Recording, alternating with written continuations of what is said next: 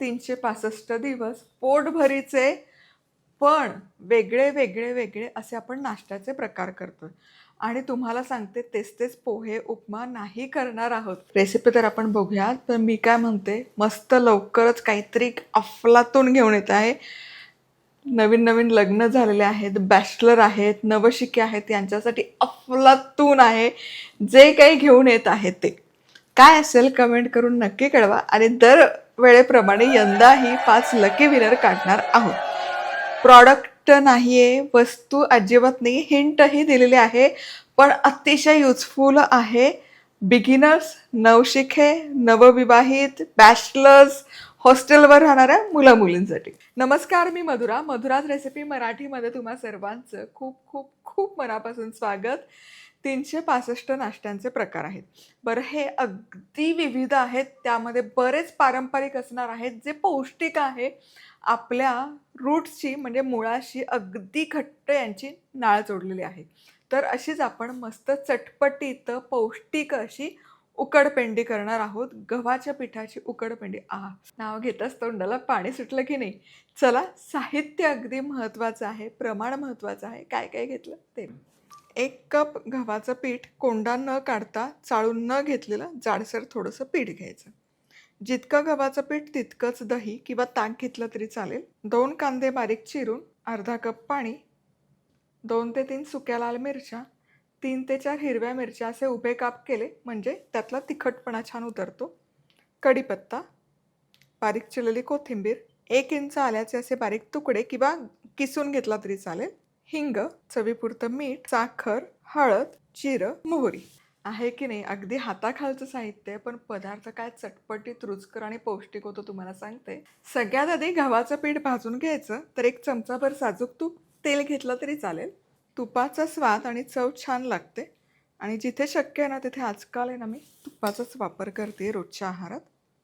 आता यामध्ये हे गव्हाचं पीठ आणि आपण रवा भाजतो ना, अगदी तसं मंद आचेवर एकसारखं ढवळत मिसळून घ्यायचं आणि एक मंद आचेवर हलकासा तांबूस रंग येईपर्यंत एकसारखं मिसळत भाजून घेणं अगदी गरजेचं आहे. मस्त खमंग सुवास तरवळलाय तुम्हाला सांगते. बघायचा रंग देखील बदललाय आणि मस्त एकसारखं खरपूस भाजून झालंय. आता गॅस बंद करायचा. भाजलेलं पीठ बाजूला ठेव. चला, आता यामध्ये तेल ऍड करूयात. आपलंच आहे मधुराज रेसिपीचं. हे बघा, फटाक्कन फ्लॅप ओपन होते. हे पोरर आहे. हे madhurazrecipeclub.com वरून खरेदी करू शकता. 3 चमचे तेल. तेल व्यवस्थित गरम झालं. आता यामध्ये सगळ्यात आधी मोहरी छान चुटचुटली पाहिजे, याचा अर्थ फोडणी खमंग बसली. त्यामुळे मोहरी तडतडेपर्यंत वाट बघायची. हे बघा, मोहरीचे दाणे असे फुटले नाही ना तर ती फोडणी कच्ची बसते आणि दाताखाली आलेली अजिबात छान लागत नाही. जिरं, गॅस आता बारीक करायचा म्हणजे पुढची फोडणी करपत नाही. हिंग, सुक्या लाल मिरच्या, कढीपत्ता, हिरवी मिरची. ही फोडणी आता मिसळायची. आल्याचे तुकडे, किसलेलं आलं घातलं तरी काही हरकत नाही. आल्याच्या फोडणीचा इतका कमाल सुवास तरवळतो तुम्हाला सांगते. आता ही फोडणी छान अशी मिसळून झाली की यामध्ये बारीक चिरलेला कांदा देखील छान मिसळायचा. अगदी सोनेरी रंगावर नाही, पण हलका मऊ होईपर्यंत कांदा आपल्याला परतून घ्यायचा. काय दिसतंय, म्हणजे इतका कमाल सुवास दरवळलाय. आणि खरंच मी तुम्हाला सांगते, दही असताना थोडंसं आलं वापरायचं, त्या पदार्थाची चव द्विगुणित होते. आता कांदा छान परतून झाला, मस्त दिसतोय आणि तांबूस वगैरे केला नाही, फक्त हलका मऊ करून घ्यायचा. आता यामध्ये हळद घालूया. हळदीमुळे उकडपेंडीला रंग खूप सुरेख येतो. थोडीशी वाढीव हळद घातली तरी चालते, कारण दही जातं ना यामध्ये, त्यामुळे हळदीचा रंग हलकासा मग फिका पडून जातो. हळदी आपण एक फोडणीत घातली ना अशी की काय कमाल सुवास तरवळतो. आता यामध्ये हे भाजलेलं गव्हाचं पीठ घालूयात.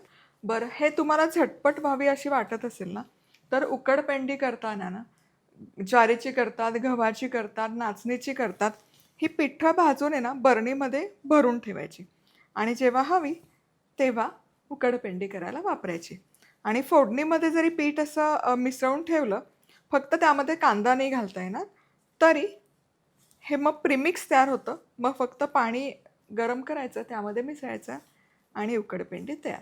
चला, आता हे बघा, गव्हाचं पीठ सुरेख असं मिसळून झालं.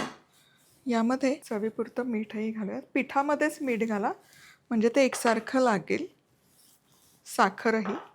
आता हे मिसळायचं आणि यामध्ये आता दही घालूयात आणि लगोलग पाणी देखील घालायचं. एकजीव करायचं. बघा किती छान फुलली उकड.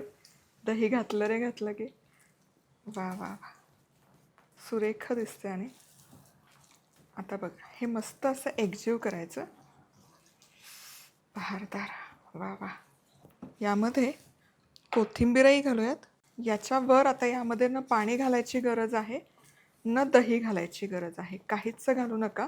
पण ही उकड चांगली मुरली पाहिजे म्हणजे शिजली गेली पाहिजे. ही अशी पसरवायची म्हणजे ही पटकन आणि एकसारखी शिजते. यावर झाकण ठेवूयात आणि अगदी मंद आचेवर 5 मिनिटं दणकून आहे ना वाफ काढून घ्यायची. छान वाफवून घेणे गरजेचं आहे म्हणजे उकड चवदार होते. आहा मस्त आहे ना. आता जवळपास 7-8 मिनिटं उकड छान वाफवायला ठेवली. बहारदार. वा, रंग बघा काय सुरेख आलाय. आणि काय म्हणजे ती चकाकी हवी असते ना उकडला, ती परफेक्ट आली. आणि असं असलं तरी अशी चिवट चिकट दिसत नाही. मस्त अशी सुटसुटीत झाली म्हणजे घास खाताना घशाला अडकणार नाही. वा.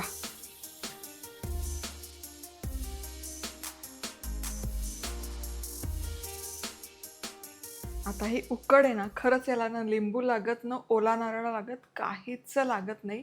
अशीच खायला बहारदार लागते. मी खरंच सांगते, मनापासून सांगते. वा, बहारदार. वा वा.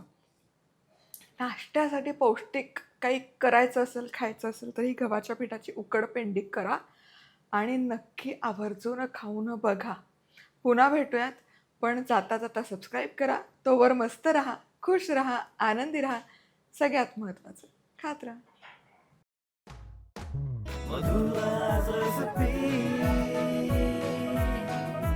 मधुराज रेसिपी, महाराष्ट्राची अस्सल चव.